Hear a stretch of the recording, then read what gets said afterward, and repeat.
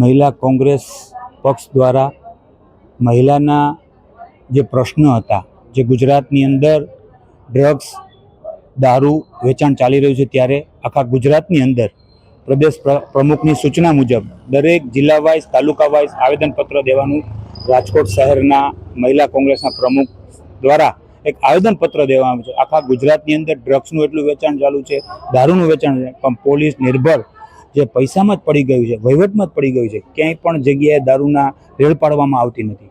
ક્યાંક ને ક્યાંક પોલીસ પણ આની સાથે સંકળાયેલી છે।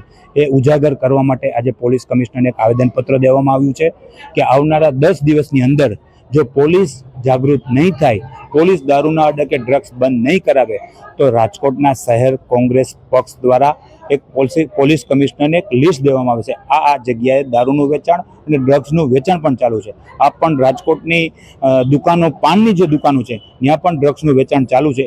એ રજૂઆત કરવા આવ્યા છે। જો આવનારા દિવસોની અંદર પોલીસ જાગૃત નહીં થાય તો કોંગ્રેસ પક્ષ દ્વારા જનતા રેડ પાડવામાં આવશે।